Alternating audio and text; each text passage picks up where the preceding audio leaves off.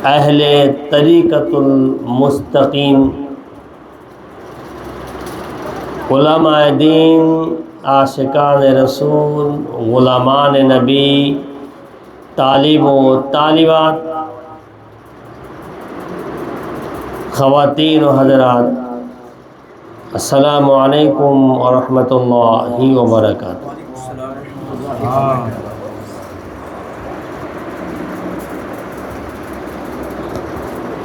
ईदे गदीरे खूम मानानो जायज़ ना नाजायज़, एटा हालाल ना हाराम, एटा बेदात ना शिर्क, एगुलो निये आलोचना समालोचना पक्षे विपक्षे जायज़ नाजायज़ बहु रकम आलोचना শুনতে পাচ্ছি শুনি।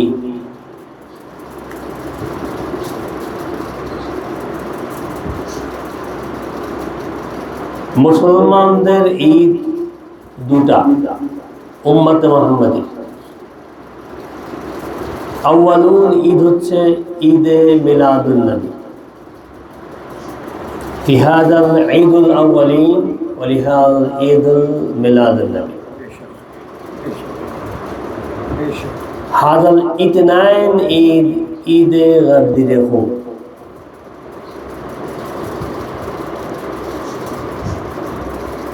ईदुल अज़हा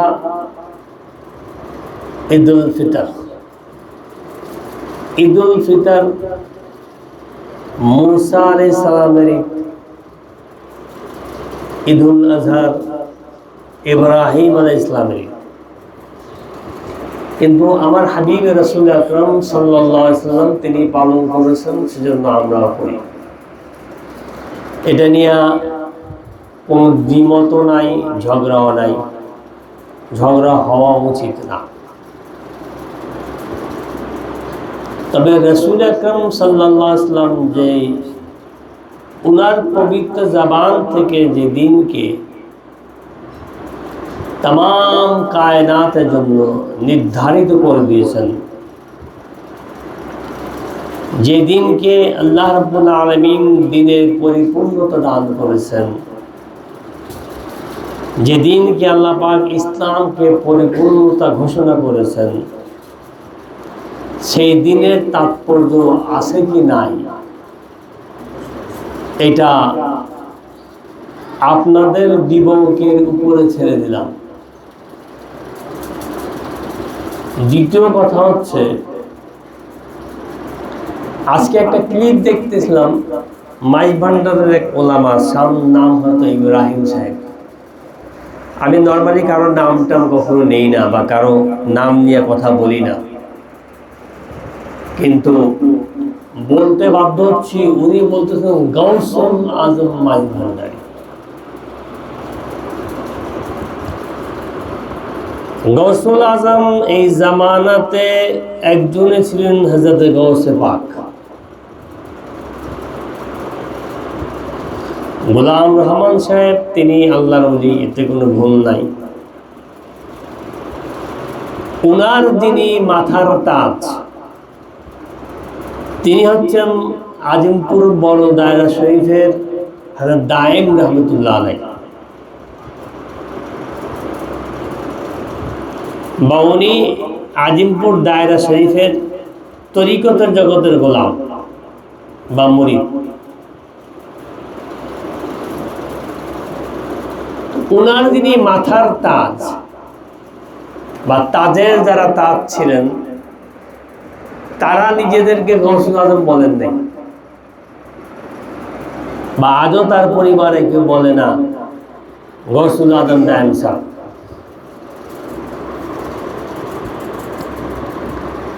এক নাম্বার, এটা ওনারা বলেন ওনাদের আকীদা।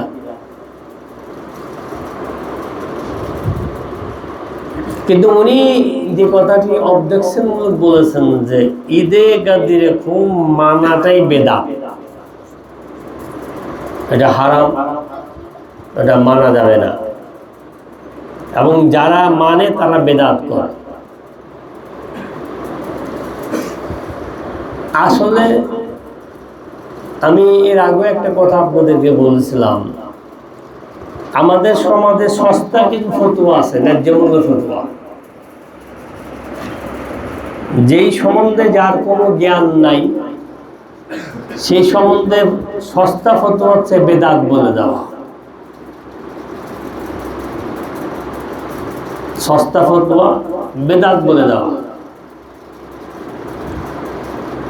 ইব্রাহিম সাহেব, যদি আমার এই অনুষ্ঠান আপনি কখনো দেখেন, তাহলে আমার প্রথম উপদেশ থাকবে আপনার প্রতি, তওবা করে নিয়ে নেন। কারণ রাসূল সাল্লাল্লাহু আলাইহি সাল্লাম যে দিনটাকে ঘোষণা করেছেন, আল্লাহ পাক কোরআনে যে কথা বলেছেন যে আজকে দিনকে পরিপূর্ণ করে দিলাম, এবং তিনি 3 বার জিজ্ঞাসা করেছেন সাহাবীদেরকে যে আমি কি দিন তোমাদের কাছে পৌঁছায় দিছি? হ্যাঁ।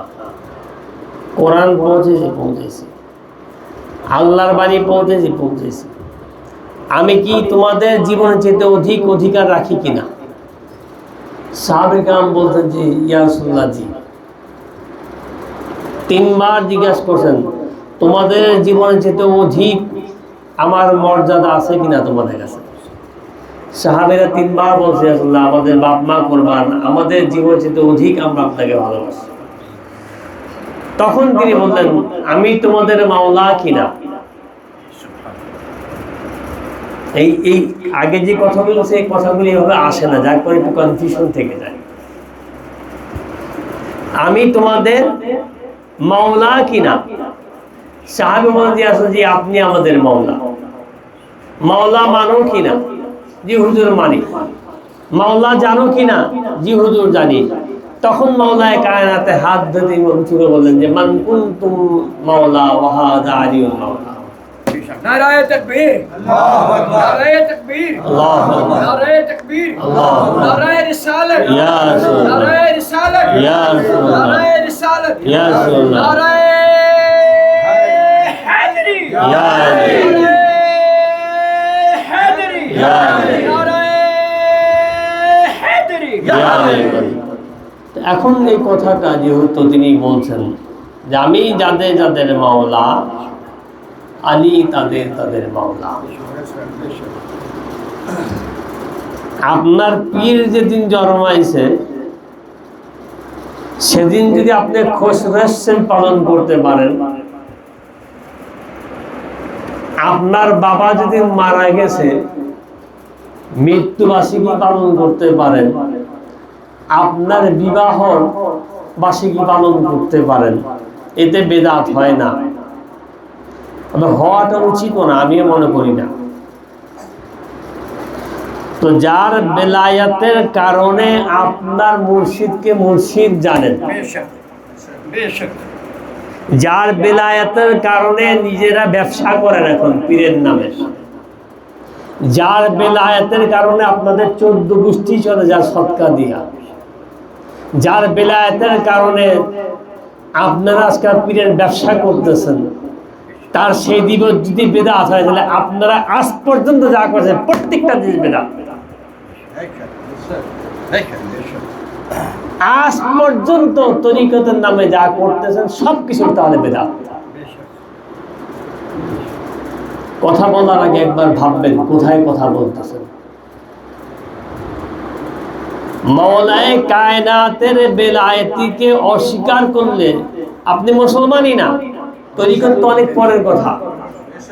ওনার মাওলায়েতকে যদি না গ্রহণ করেন আপনি সাহাবীও না।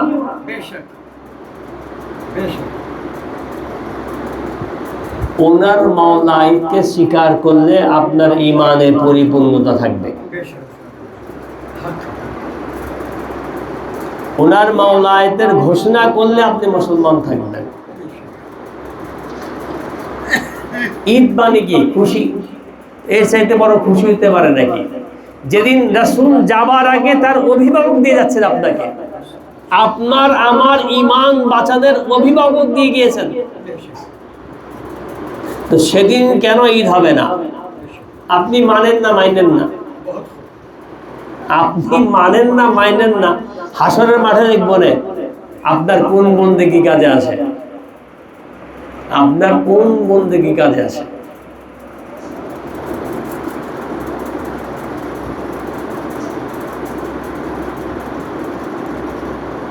সবচেয়ে দুঃখজনক বিষয় হচ্ছে আহলে বায়াত আলাইহিস সালামের যে কোনো কার্যক্রমেই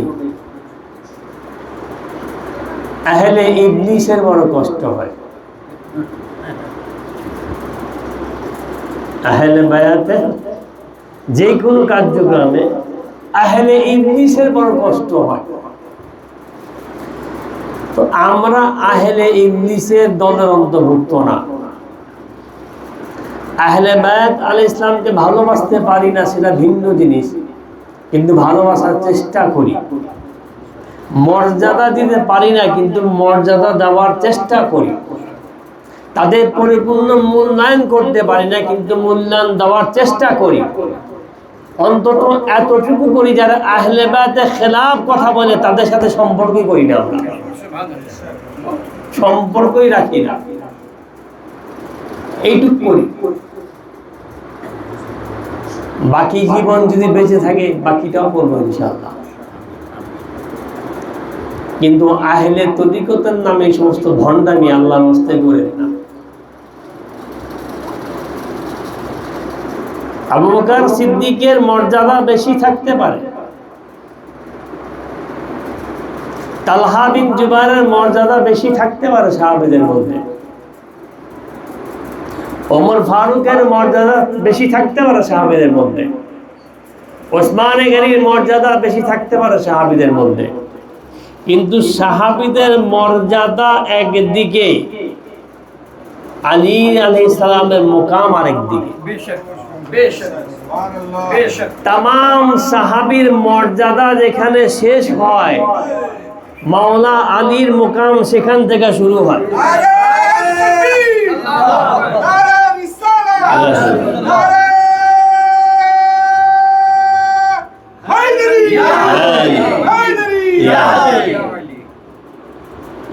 আমি বলি না যে তাদের মর্যাদা নেই, আছে। সাহাবী হিসাবে মর্যাদা আছে, সাহাবী হিসাবে মর্যাদা প্রত্যেকটা সাহাবীরই আছে। কিন্তু তামাম সাহাবীর মর্যাদা একদিকে, মাওলা আলীর শান অন্যদিকে। কারণ রাসূল আকরাম সাল্লাল্লাহু আলাইহি ওয়াসাল্লাম কোন সাহাবীর সম্বন্ধে কথা বলেন নাই যে অমুক সাহাবীর নূর আর আমার নূর একই নূরে তৈরি।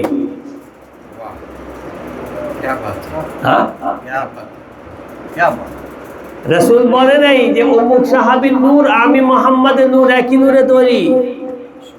রাসূল বলে নাই আবু বকরকে দেখলে ইবাদত হবে, রাসূল বলে নাই ওমরকে দেখলে ইবাদত হবে, রাসূল বলেন যে ওমরকে দেখলে কোরআন মনে হবে, রাসূল বলছেন আলীকে দেখে ইবাদত, আলীর কথা শুনে ইবাদত, আলীর জিকির করা ইবাদত।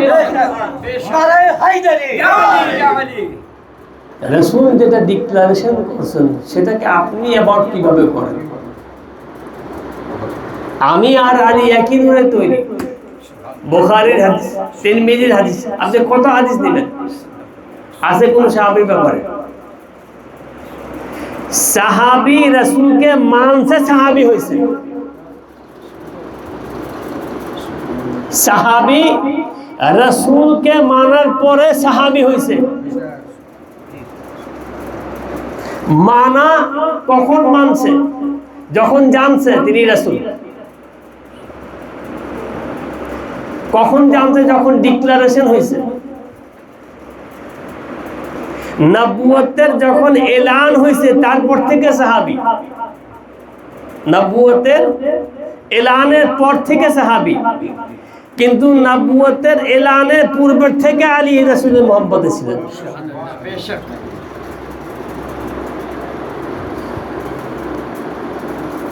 আনা ফি সূরাতি ওয়াহিদাতান ফি হাযাল ইতনান সূরাতি, আমার চেহারার অর্ধেক আলীর চেহারার অর্ধেক মিলা দিবা একই চেহারা হয়ে যাবে।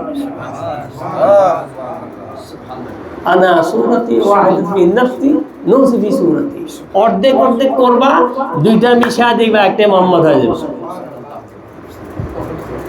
এর আগে দলিল শুনেননি আপনারা বলবেন, এটা আমার চ্যালেঞ্জ। এগুলি বলার সাহস রাখে না অনেকে।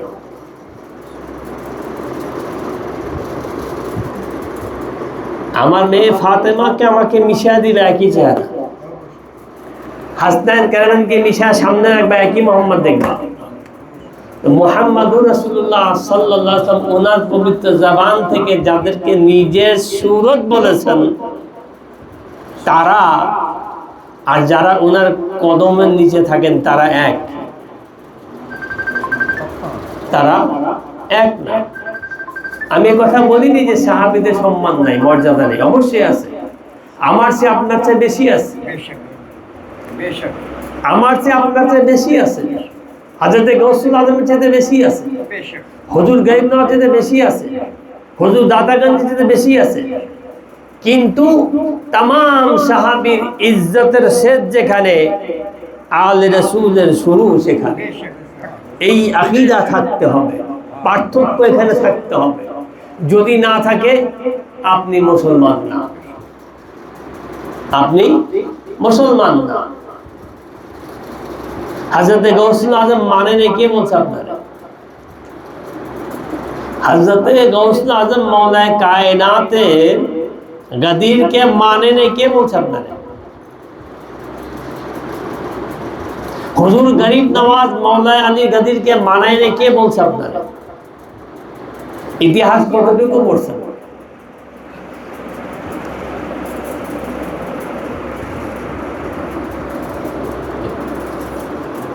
যদি নাই মানত, হুজুর গরিব নওয়াজের গোলামকে খাজা বখতিয়ার কাকি, ওনার গোলামকে বাবা ফরিদ, ওনার গোলামকে মাহবুবুল্লাহ নিজামুদ্দিন, ওনার গোলামকে আমির খসরু, তিনি কি লিখছেন? মান কুনতুম আলিমান মাওলা, এই কালাম লিখছেন কিনা তিনি? তত মাহবুবুল্লাহ নিজামুদ্দিন বলতে আমির খসরু এটা লিখো না, বেদাত।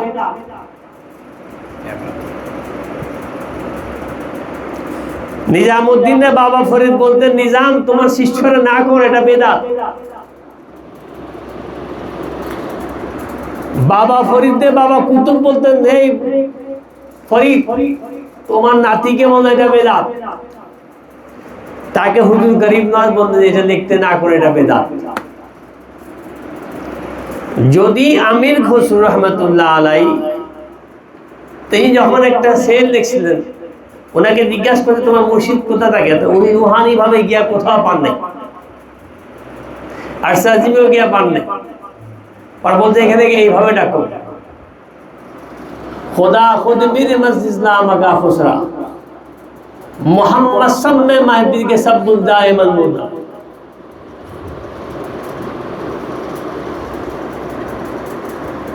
এইগুলি বুঝার মতো জ্ঞান আছে আপনাদের?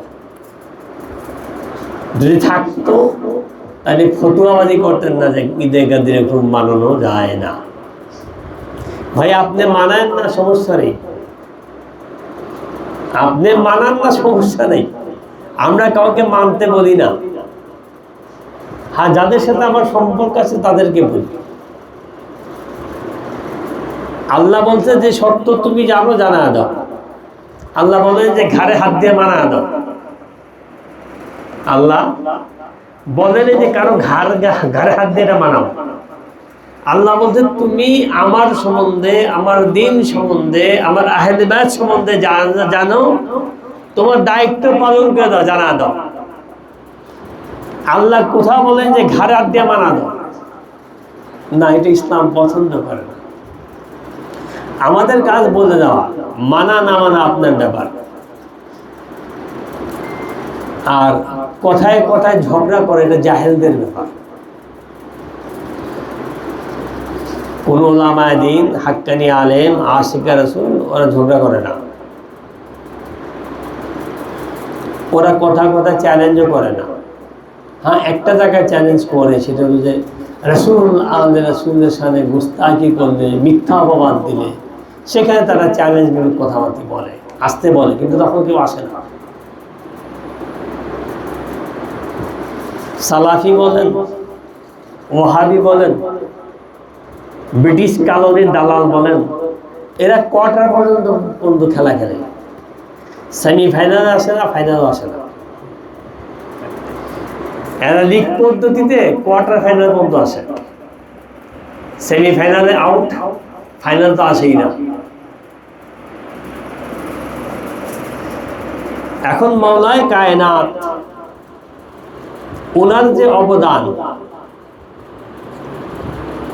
ইসলামের প্রতি, ওনার আওলাদের যে অবদান, এক দেখেন এই গাদিরকে ডিবেট করার জন্য লক্ষ লক্ষ হাদিস জাল করা হয়েছে, শুধু এই হাদিসটাকে ডিবেট করার জন্য লক্ষ লক্ষ হাদিস, এবং এটাকে কেন্দ্র করে কারবালা পর্যন্ত ঘটনা ঘটছে। গাদির কম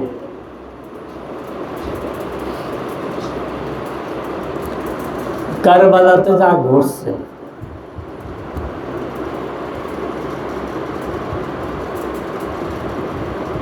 রাসূল আকরাম সাল্লাল্লাহু আলাইহি সাল্লাম ওনার হায়াতের জীবনে জানতেন না? জানতেন তো। উনি কি আল্লাহকে বলতে পারতেন না? বা সাইয়েদেরা মা ফাতেমা, তিনি কি জানতেন না? তিনি আল্লাহকে বলতে পারতেন না? এই ঘরের স্যাক্রিফাইসটা চিন্তা করেন না একবার। আপনি মনে করেন যে রাষ্ট্রপ্রধানের সাথে সম্পর্ক আছে আপনার, আপনার ছেলের ফাঁসির অর্ডার হয়ে গেছে, এখন আপনার আত্মীয় স্বজন বললো যে রাষ্ট্রপতির সাথে তোমার সম্পর্ক আছে, একটু বলো। তুমি বললেই তো হয় না, আপনি কি করবেন? নিশ্চয়ই যাবেন। রাষ্ট্রপ্রধানকে বলে যে স্যার আমার ছেলে, ওকে ফাঁসির থেকে বাঁচানো। রাষ্ট্রপতি পারে কিনা? এখতিয়ার আছে কিনা? যদি আমার আপনার সম্পর্ক রাষ্ট্রপতিতে, আমার সন্তান দোষী থাকার পরও রাষ্ট্রপতি সাধারণ ক্ষমা করতে পারে, আমি চাইলে পরে দিতে পারে, যার জন্য তামাম কায়নাত আল্লাহ আছেন, তিনি চাইলে পারতেন না? বা উনি যদি একবার মনে মনেও চিন্তা করতেন যেটা না হয় ভালো, আল্লাহ কি তার মনের কথা বুঝতো না? বরঞ্চ তিনি কি বলছেন যে আমার রব যেটাতে রাজি আছে, আমি মোহাম্মদ রাজি আছি। মা ফাতেমা কি বলতেন? উনি শুধু একটা কথা জিজ্ঞাসা করতেন, বাবা জান এতে কি আল্লাহ খুশি আছে? আমার সন্তানদের কোরবানিতে আল্লাহ পাক খুশি আছে? বলছে হ্যাঁ আল্লাহ খুশি আছে। বলছে আমি ছেড়ে দিলাম। কত বড় মন দরকার হয় বলেন আপনি আমার। আপনার জীবনে আপনি জানতেছেন যে আপনার ছেলে 60 বছর বয়সে গিয়ে এইভাবে মারা যাবে, এভাবে জুলুম হবে তার প্রতি, আপনার জীবনটা কিরকম থাকা উচিত? একটা মুহূর্তের জন্য তো বলেন যে আল্লাহ এটা বাধ্য। ওই ঘরের ত্যাগ, ওই ঘরের আল্লাহ আর আমার আপনার আল্লাহ এক হবে। ওই ঘরের রব আর আমার ঘরের রব এক হবে। রব তো রবি, কিন্তু রব সবার জন্য, তিনি সবার জন্য রব্বুল আলামিন, তিনি तमाम मखलूकेर জন্য রব্বুল আলামিন। মুহাম্মাদের জন্য কি রব্বি উলা, তিনি মুহাম্মদ সাল্লাল্লাহু আলাইহি ওয়াসাল্লামের জন্য রব্বুল আলামিন না, তিনি কায়নাতের রব্বুল আলামিন। মুহাম্মাদের যখন প্রশ্ন হয় তখন মুহাম্মাদের রব্বুল উলা, তিনি মুহাম্মাদের রব্বুল উলা। এই ল্যাঙ্গুয়েজ জীবনে শুনছেন নি? শুনলেই এগুলি আরো 40 বছর আগে আমি কথা বলছি। তো যিনি রাহমাতাল লিল আলামিনের রব্বুল আলামিন, কোন ক্ষেত্রে? তিনি যে সমস্ত জায়গায় রব্বুল আলামিন, সেই সমস্ত জায়গায় তিনি রাহমাতুল লিল আলামিন। কিন্তু যখন ইন্ডিভিজুয়ালি হয় তখন তিনি আমার রব্বুল আলামিন, মুহাম্মাদের রব্বুল উলা। কারণ মুহাম্মদ সাল্লাল্লাহু আলাইহি সাল্লামকে সৃষ্টি না করলে তিনি কিছুই করতেন না। লাউলা আখলাকতাকুম, আমি আপনার নূর সৃষ্টি না করলে কিছুই করতাম না। সেই ক্ষেত্রে তিনি রব্বুল উলা, কার জন্য? মুহাম্মাদের জন্য। সুবহানাল্লাহ, বহুত খুব ভাই, লাজবাব, রব্বুল উলা থেকে। লাজবাব। কাজে মুহাম্মাদের রব আর আমার রব এক না। মুহাম্মাদের আলীর মুহাম্মদ আর আমার মুহাম্মদ এক না। আমি যদি আলী আলাইহিস সালামকে মানি, মুহাম্মদ আছে। আমি যদি আলী আলাইহিস সালামকে মানি, মুহাম্মদ আছে। যদি না মানি, মুহাম্মদও নাই, আল্লাহও নাই। যদি না মানি, মুহাম্মদও নাই, আল্লাহও নাই। কোন ওলি বাঁচাতে পারবে? কোন ওলি সাহস আছে? সে হোক গৌসুল আজম, হোক হুজুর গরিব নওয়াজ, হোক হুজুর দাদাগঞ্জ, আছে? নাই। তো আল্লাহ রাব্বুল আলামিন সিস্টেম কি করছেন? দরুদ শরীফ পড়বেন না, বাদ দেন, মাইনা নিলাম। কলমা জীবনে একবার পড়ে আর পড়বেন না, বাদ দেন, মাইনা নিলাম। নামাজ তো পড়বেন না, নাও পড়বেন না। নামাজ পড়বেন না, নামাজ তো পড়বেন। সূরা ফাতিহা ছাড়া নামাজ পড়ুন তো দেখি। সূরা ফাতিহা ছাড়া নামাজ পড়েন তো দেখি। সিরাতাল্লাযীনা আনআমতা বাদ দিয়ে পড়েন তো দেখি।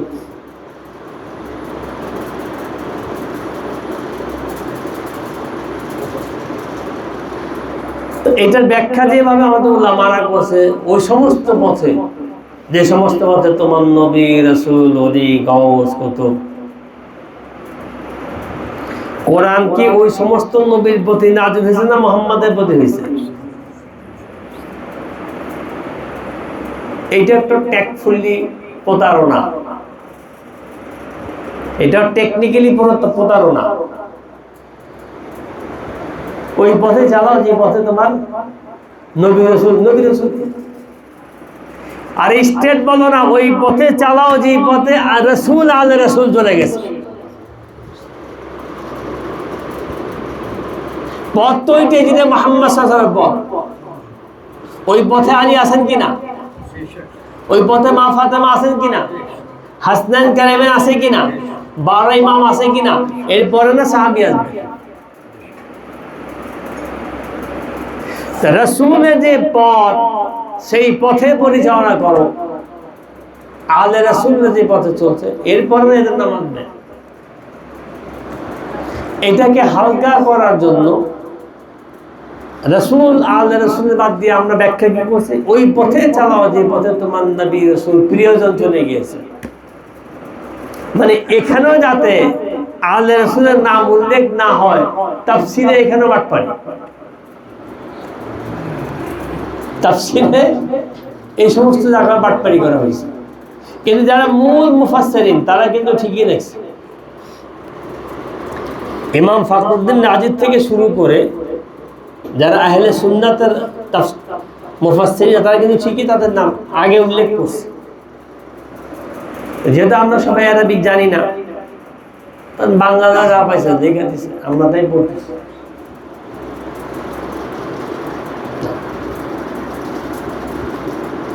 আল্লাহ আছে, 1,24,000 পয়গম্বর বলছে। দেখছে কালমা শাহাদাতটা যে পড়েন, আমরা আপনার পড়ি আশহাদু আল্লা ইলাহা ইল্লাল্লাহ।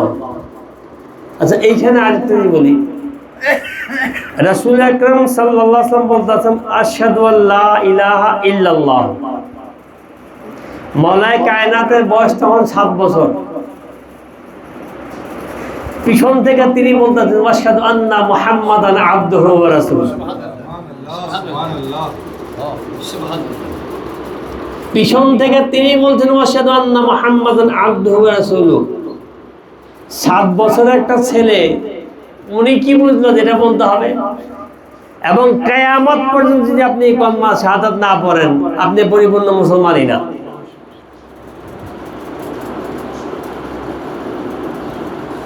বাকি অংশটা ওনার মুখ থেকে আসছিল। হুজুর কি বলছেন? দুইটা কম্পারিজন দেখেন। আশহাদু আল্লাহ, আমি দেখছি আল্লাহ, আমি দেখছি আল্লাহকে, আমি না দেখা সাক্ষী দেই নেই। তাহলে উনি কি বলতেন? আশহাদু আন্না মুহাম্মাদান, আমি মুহাম্মাদের শানকে দেখছি বলে সাক্ষী দিতেছি। আমি মুহাম্মাদের শানকে জানি বিধায় সাক্ষী দিচ্ছি। তো যিনি 7 বছর বয়সে মুহাম্মাদের শানকে জানেন তিনি আর আবু বকর এক, তিনি ওমর এক, তিনি ওসমান এক, উনি উনার সমকক্ষ কেউ হয় নাই, হবেও না কেমন।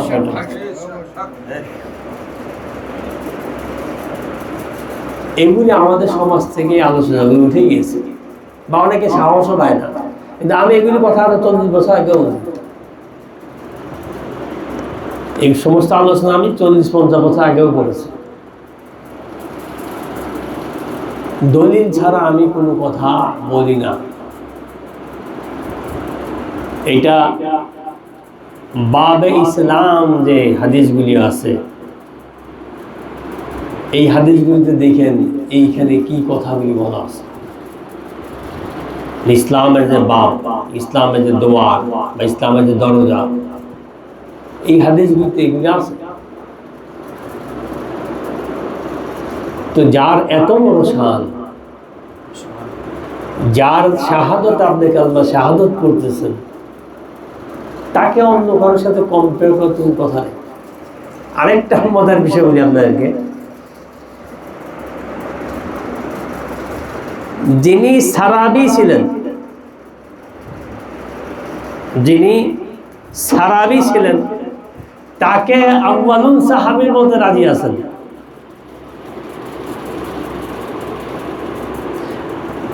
যিনি সারাবের আউয়াল ছিলেন তাকে সাহাবীদের আউয়ালিনে আনতে রাজি আছেন, তাতে কষ্ট হয় না।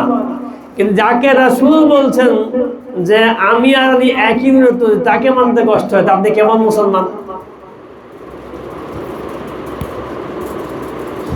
सराबी को सहाबी बना लिया,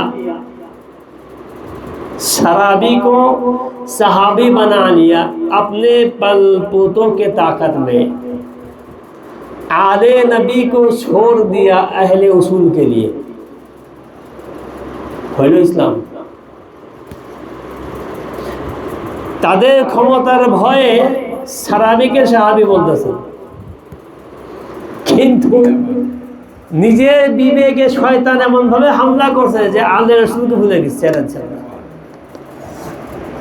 হইল মেরে দোস্ত, আমার কথা মানেন না মানেন আপনাদের ইখতিয়ার। কারণ হয়তো আমিও সবসময় থাকবো না, চলে যাবো একদিন। অ্যাটলিস্ট যাতে একটু বলতে না পারেন যে আমাদেরকে বলার কোনো লোক পাইনি। আমার এই ক্ষুদ্র বয়সে আমি যখন যে আলোচনাগুলি করেছি, আমি মিক্সিং আলোচনা কখনো করিনি। আর আহলে রাসূলের ব্যাপারে আমি কারোর সাথে আপোষ করেও কথা বলিনি, আর করবো না কোনো। এতে জীবন তাম পৃথিবীতে আমাকে একাও থাকতে হয়, নাথিং দিস।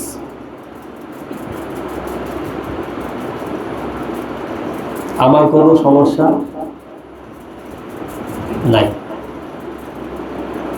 কেন?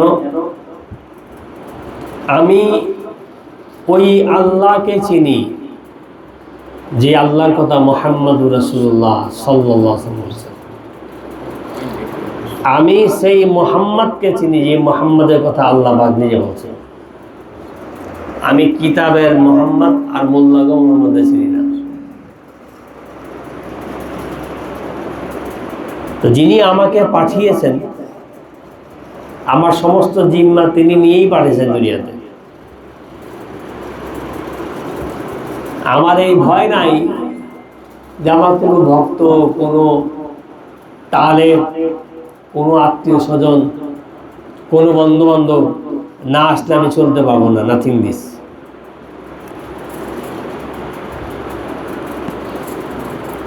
আমি যদি সারা জীবন শুয়েও থাকি আমি চলবো, সে চালাবে আমাকে, সে আমার কাছে ওয়াদা বন্ধ। কারণ আমি পৃথিবীতে আসি নাই, উনিই পাঠাইছেন। তো উনি হয়তো পাঠাইছেন, উনি আমার ব্যবস্থা করেই আমাকে পাঠাইছেন, না কইরা পাঠান নাই।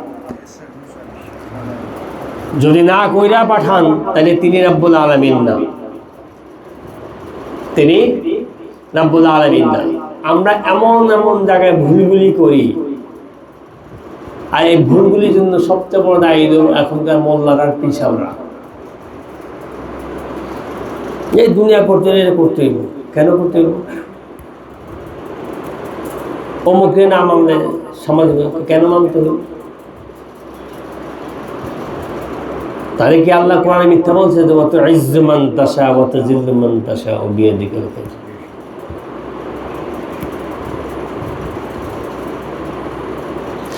যিনি আল্লাহকে মানেন তাকে মানতে হবে, যিনি রাসূলকে মানেন তাকে মানতে হবে। যিনি আল্লাহ রাসূলের খেলাফ কথা বলেন তাকে মানার কথা কেউ বলে নাই। কারণ আল্লাহ রাসূলের খেলাফ কথা একমাত্র শয়তানই বলে। যারা শয়তানের অনুসারী তারা তো নামাজি হইতে পারে না। রুকু সাজদা হইলেই নামাজ হয় না। নামাজে যদি নামাজ হাজির না থাকে, নামাজে যদি নামাজ হাজিরই না থাকে নামাজ হয় না, রুকু সাজদা হয়। রুকু সাজদা আর নামাজ দুইটা এক জিনিস না মেরে দোস্ত। নামাজে যদি আপনার নামাজে জীবনকেই না দেখেন, আপনার নামাজের রূপই যদি আপনি না দেখেন, আপনার নামাজে যদি আপনাকে না চিনে, তাহলে কিসের নামাজ পড়লেন আপনি? কিসের নামাজ পড়লেন? হাজরতে গাউসুল আজম একদিন তন্দ অবস্থা ছিল, এক লোক এসে বলছে, হে আব্দুল কাদের আপনি উঠেন, তাহাজ্জুদের ওয়াক্ত হয়ে গেছে। বলছে আমি তো এর পূর্বে তোমাকে দেখিনি, তুমি কে? বলতো হুজুর আপনি যে নামাজ পড়ছেন তার ফায়েজ থেকে আমার জন্ম হয়েছে, আমি আপনাকে পাহারা দিই। তো মুমিনের নামাজ থেকে নামাজের জীবন তৈরি হয়। মুমিনের নামাজ থেকে নামাজের জীবন জন্মায়। ওই জীবন যদি জীবনে আপনার সাথে একবার দর্শন না হয় আপনি নামাজি না। আপনি নামাজি না। রুকু সাজদা এক জিনিস, রুকু সাজদা অন্য জিনিস, নামাজি। নামাজ সবচেয়ে আফজলুল ইবাদত, এটা যে অস্বীকার করে মুসলমান না। কিন্তু নামাজ আগে না রাসূল আগে। নামাজ আউয়ালিন ওয়া হাদা মুহাম্মদ আউয়ালিন। তো যেই নামাজে মুহাম্মাদেরই তাওহীদ হচ্ছে ওটা আবার নামাজ কেমন হইল? যেই নামাজে মুহাম্মাদই নাই সেটা নামাজ কিভাবে হইল? যেই নামাজে ইশকে রাসূলের খুশবুই নাই ওই নামাজ কিভাবে হইল? যেই রুকু সাজদাতে মুহাম্মদ সাল্লাল্লাহু আলাইহি ওয়াসাল্লামের সুহরতই নাই সে নামাজ কিভাবে হইল?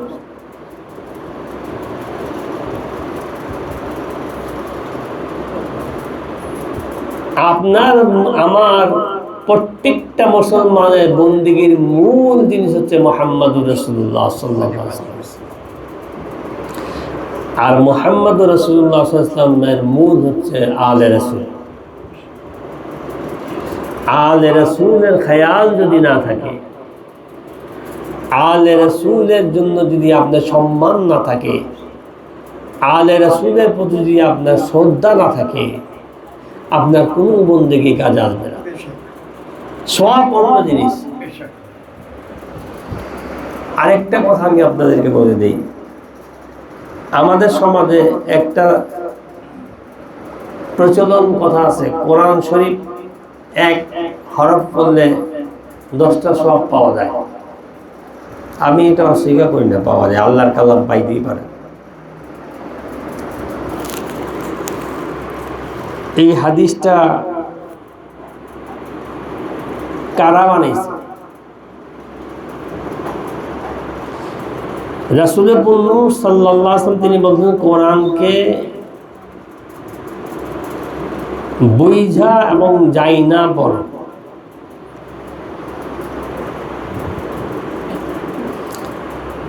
এতে 70 গুণ ফায়দা আল্লাহ তোমাদেরকে দিবে এক একটা হরফের। এই ছিল ওনার মূল বক্তব্য। ওনার ওফাতের 100 বছর পরে যে হাদিসটা, সেটা হচ্ছে যে একটা হরফ পড়লে 10টা সওয়াব পাওয়া যাবে। যাক, আল্লাহর কালাম, এটা নিয়ে তর্কে যাইতে চাই না আমি। কিন্তু রাসূল সাল্লাল্লাহু আলাইহি ওয়াসাল্লাম ওই দলিলটা যদি কন্টিনিউ করা হইতো, কোরআনকে যাই না এবং বুঝা পড়ো, কেন বলছেন? আপনি যখন কোরআনকে বুঝতে যাবেন, তাহলে সাহাবে কোরআনের প্রয়োজন থাকবে। কোরআনকে যখন আপনি বুঝতে যাবেন, সাহাবে কোরআনের প্রয়োজন হবে। আর সাহেবে কোরআন ছাড়া আপনি কোরআন বুঝবেন না। ওই জন্য ওই অংশটাকে উড়া দেওয়া হয়েছে। কেন? যে সাহেবে কোরআনের কাছে গেলে বাকি যারা কোরআনকে চিন্তা করতে, তাদের ব্যবসা হবে না, তাদের ধান্দা হইব না। তারা তাদের ধান্দাকে স্টাবলিশ করার জন্য সাহেবে কোরআন থেকে সরা দিছে। যার করে কোরআন বুঝো আর না বুঝো, খালি পড়তে থাকো, পড়লেই তো সওয়াব। এত সওয়াব কামাইছে যে একেবারে আসমান জমিন এক হয়ে গেছে। এত সওয়াব করার পর মসজিদ থেকে বাইরে চিন্তা করে দুপুরে ভাত কি দিয়ে খাবো। এত সওয়াবে পরে চিন্তা করে যে কালকে আমার সংসার নিয়ে চলবে। কেন? ও কোরআন জানেই না। সওয়াব আর সবাব দুইটা এক জিনিস না। সওয়াব আর সবাব, সবাব বুঝেন তো, খাসিয়াত, দুইটা এক জিনিস না। সাহেবে কোরআন আপনাকে কোরআনের খাসিয়াত দিয়ে দিত। সাহেবে কোরআন আপনাকে যখন কোরআন পড়াবে, তখন কোরআনের খাসিয়াত আপনার ভিতরে জন্ম দিয়ে দিবে। নুজুলে কোরআন তিনি পড়াবে, তিনি আপনাকে সওয়াবই দিতে পারবে, সওয়াব দিতে পারবে না, সওয়াব দিতে পারবে না। আমাদের কি সওয়াব দরকার না সওয়াব দরকার? খাসিয়ত দরকার না খালি সওয়াব দরকার? কোরআনে যদি তাসির আপনার ভিতরে কাজ না করে, তাসির কখন কাজ করে জানেন? ছোট্ট একটা এক্সাম্পল আপনি দেখেন। যেদিনকে আপনি কোরআনকে বুঝে পড়বেন, একটা ওয়ার্ড পড়েন, বুঝে পড়েন, দেখবেন যে কিছুক্ষণ পরে আপনি ঘামতেছেন। ছোট্ট ছোট্ট জিনিস আমি আপনাকে বলে বুঝার জন্য। কোরআন শরীফে আপনি কনসেন্ট্রেট দিয়ে পড়বেন, ওটাকে জানতে যাবেন, এবং যখন বলবেন আল্লাহ কালাম তোমার, কোরআন যখন পড়বেন এই নিয়ত পড়বেন যে আমি আল্লাহর সাথে কথা বলতেছি। কোরআন যখন তেলাওয়াত করবেন, তখন খেয়াল থাকবো যে আমি রবের সাথে কথা বলতেছি, রব আমার সাথে কথা বলে। এই থিঙ্কিং নিয়ে পড়েন, দেখবেন যে 5 মিনিট পরে ঘামতেছেন। কারণ সে যখন আপনার দিকে তাকাবে, তাওয়াজ্জু করবে, তার তাওয়াজ্জুতে জ্বালাই আপনি ঘামতে থাকবেন। সহজ উপায় বলে দিলাম, যতদিন এই তাসির কাজ না করবে, ততদিন বলবেন যে সওয়াব হচ্ছে, সওয়াব হচ্ছে না। সওয়াব হচ্ছে কিন্তু সওয়াব হচ্ছে না। মেরে দোস্ত, সওয়াবের জন্য জীবনে একবার হলে পরীক্ষা করেন না। এটা কাজে যারা গাদিরে খুনকে মানে না তারা মুসলমান হতে পারে না। হুজুর নূর সাল্লাল্লাহু আলাইহি ওয়াসাল্লাম আহলে বায়াতের যে কোনো কার্যকলাপকে যেই মানে না সে মুসলমান না। শুধু গাদিরে খুন কেন? শুধু গাদিরে খুন না, রাসূল আকরাম সাল্লাল্লাহু আলাইহি ওয়াসাল্লামের যে কোনো কার্যকলাপ, ওনার আহলে রাসূল সম্বন্ধে যা বলছেন এটাকে যে ডিনাই করে, অ্যাভয়েড করে, সে মুসলমান হতে পারে না। এবং সে জামানার যত বড়ই আলেম হোক তার সহবতে বসেন না, কারণ শয়তানের চেয়ে বড় আলেম কেউ নেই। মোল্লারা তো হাসরের মাঠে হিসাব কিতাব হইলে পরে জান্নাতে যাবো, নাকি এর আগে যাবো? এর আগে যাবো কোনো মোল্লা? আমি আপনি কেউ? শয়তান কিন্তু জান্নাতেই ছিল, বাই করে দিছে। শয়তান জান্নাতের দোলনায় দুলতো, তবে যে জান্নাতের দোলনা খাইতো, যে জান্নাতে যাতায়াত করতো, তারই ঘাড়ে হাত দিয়ে বাই করেছে। কেন? রাসূলের বেয়াদবির কারণে। আর তুমি এখানে জান্নাতে যেবা সাধনা করতেছ, কিন্তু যার জন্য জান্নাত তাকে মানো না, জান্নাত যাবা? জান্নাত থেকে বাই করে দিছে, তুমি কেমনে যাবা? তোমাদের যারা ওস্তাদ তারা তো বাইরে করে দিছে। হ্যাঁ, তোমাকে যারা ওস্তাদ তারা তো বাইরে করে দিছে, তোমরা করতে যাবা না। তবে আহলে সুলুক যারা, আহলে সুলুক বুঝেন তো? বুঝেন আহলে সুলুক? না বুঝলে বলেন, বলে দিচ্ছেন। আহলে সুলুক বুঝেন মানে তরিকত লোক যারা, এটাকে আমরা মানে আধ্যাত্মিক জগতের নাম হচ্ছে আহলে সুলুক। আহলে সুলুকের লোক যারা, তারা জান্নাতের লোভে আর জাহান্নামের ভয়ে আল্লাহকে ডাকে না। তারা জান্নাতের লোভে আর জাহান্নামের ভয়ে আল্লাহকে ডাকে। তারা আল্লাহ এবং তার রাসূলের মহব্বত পাওয়ার জন্যই আল্লাহ রাসূলকে ডাকে। এটা হলো আহলে সুলুকের পরিচয়। কারণ রাসূলের কাদামাইন শরীফাইন যদি আপনার কলিজার উপরে থাকে, আপনার মাথার মধ্যে যদি ওনার জুতা মোবারকের তাজ থাকে, এর চেয়ে বড় জান্নাত আছে নাকি? তো তারা ওই জুতা মোবারককে জান্নাতে যেতে অনেক বড় নিয়ামত মনে করে, যদি একবার মিল পাওয়া যায়। তো তাদের থিঙ্কিং, আর যারা জান্নাতে যাইব 70টা হুর পাইব,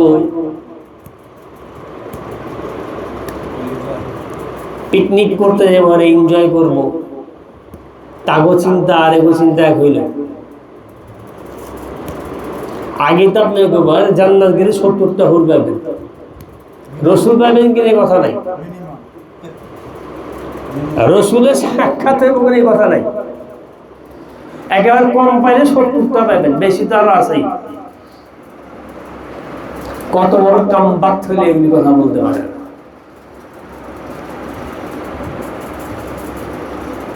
ওদিন কি আল্লাহ দেখবেন না হুর দেখবেন? কোনটা দেখবেন? আল্লাহকে যদি কেউ একবার দেখে ওখানে 70,000 বছর তার কোন সেন্সই থাকবে না। আপনার হুর আছে না গুড় আছে কেমনে বুঝবেন? হুর আছে সামনে না কলেজে গুড় আছে বুঝবেন কিছু? আজব আজব কাহিনী বলছে। কাজেই আল্লাহ পাক এই সমস্ত সাধনা থেকে আমাদের মাফ করে। আমরা রাসূলের জুতা মোবারক পাইলেই চলবে, ওটা পাইলে কি পাবো না পাবো আলহামদুলিল্লাহ।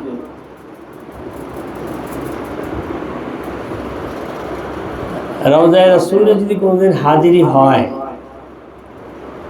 ওখানে বসে এখানে একবার চিন্তা করে নাও,